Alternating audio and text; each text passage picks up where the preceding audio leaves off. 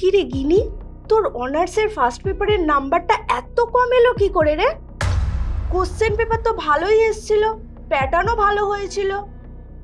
Second পেপারের নাম্বারটা তবু যা হোক ঠিকঠাক এসেছে, ফার্স্ট পেপারটা তো একদম খারাপ হয়েছে। কেন এমন হলো?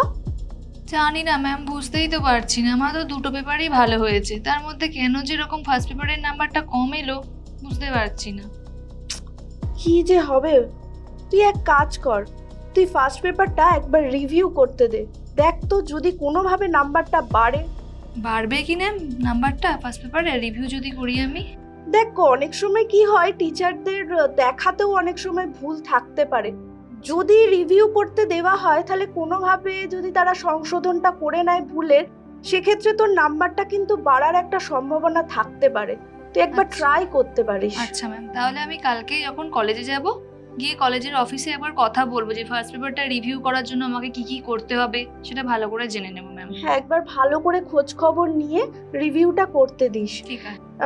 আজকে তো আমি একটু বেরোবো, তাহলে কালকে এরকম সময় চলে আসিস, নতুন ক্লাসটা শুরু করা যাবে। একদম ম্যাম, ঠিক আছে।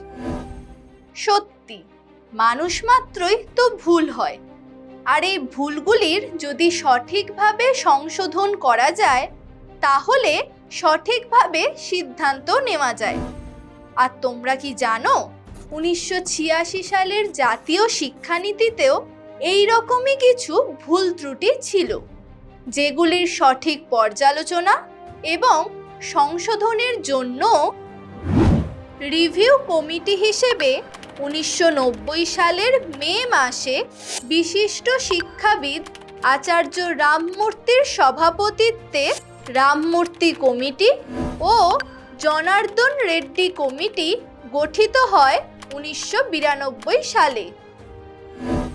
এই দুটি কমিটির রিপোর্টের ভিত্তিতে 1986 সালের জাতীয় শিক্ষানীতিতে কিছু পরিবর্তন করা হয়, যা POA বা প্রোগ্রাম অফ অ্যাকশন 1992 নামে পরিচিত। আজকের এই আলোচনায় আমরা এই রামমূর্তি কমিটি ও জনার্দন রেড্ডি কমিটির দেওয়া সুপারিশগুলি সম্পর্কে জেনে নেব।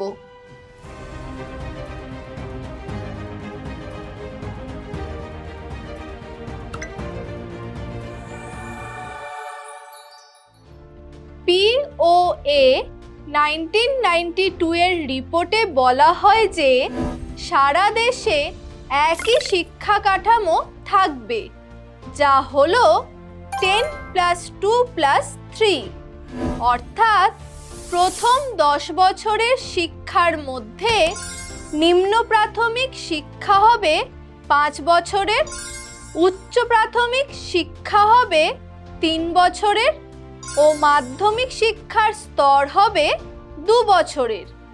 এছাড়া উচ্চ মাধ্যমিক স্তর হবে 2 বছরের ও সব শেষে স্নাতক স্তর হবে 3 বছরের।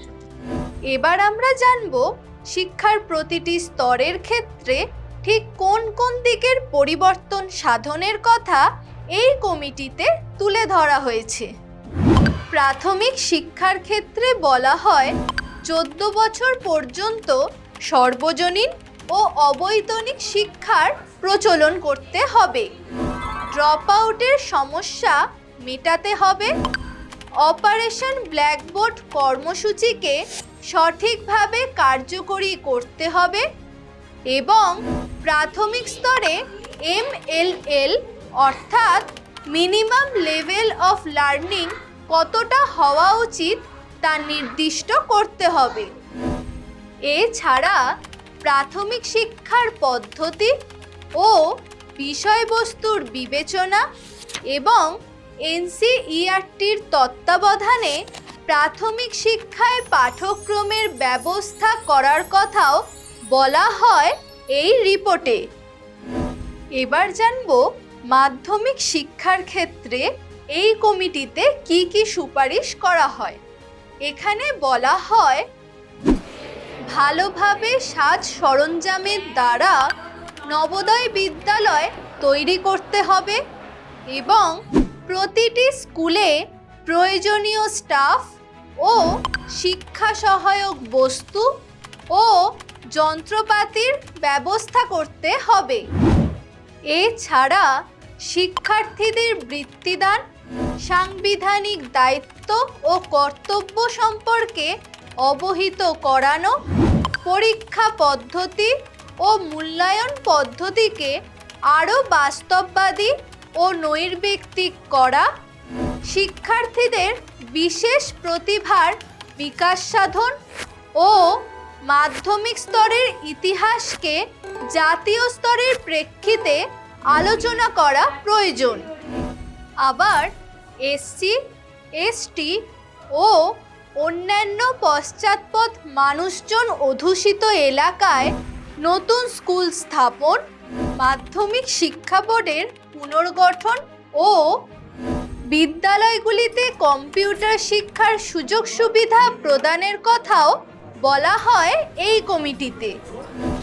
জনার্দন রেড্ডি কমিটি উচ্চ মাধ্যমিক শিক্ষার জন্য বেশ কিছু প্রস্তাব করে, যেমন কমন স্কুলের প্রস্তাব, উচ্চ মাধ্যমিকে বহুমুখী পাঠ্যক্রমের ব্যবস্থা এবং আগ্রহ ও সামর্থ্য অনুযায়ী পাঠ্যক্রম নির্বাচনের সুযোগ ইত্যাদি।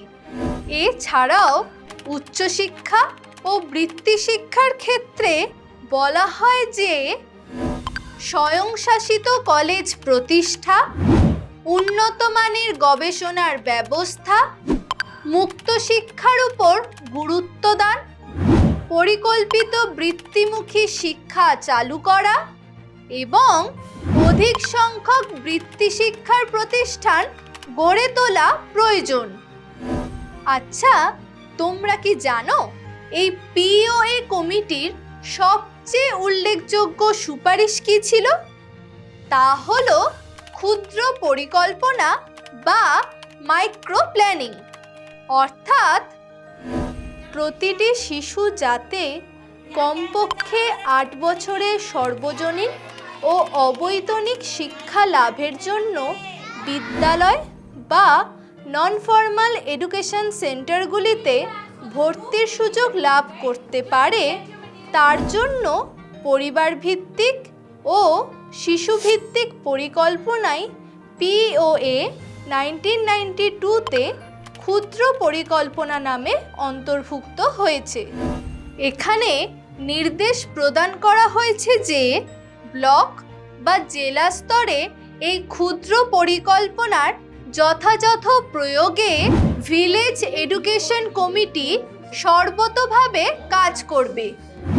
আজকের এই আলোচনা থেকে মূলত তোমরা জানতে পারলে যে 1986 সালের জাতীয় শিক্ষানীতিকে সম্পূর্ণরূপে ত্রুটিমুক্ত করতে এবং সঠিকভাবে কার্যকরী করার জন্য এই রামমূর্তি কমিটি ও জনার্দন রেড্ডি কমিটির রিপোর্টের ভূমিকা ছিল অনস্বীকার্য।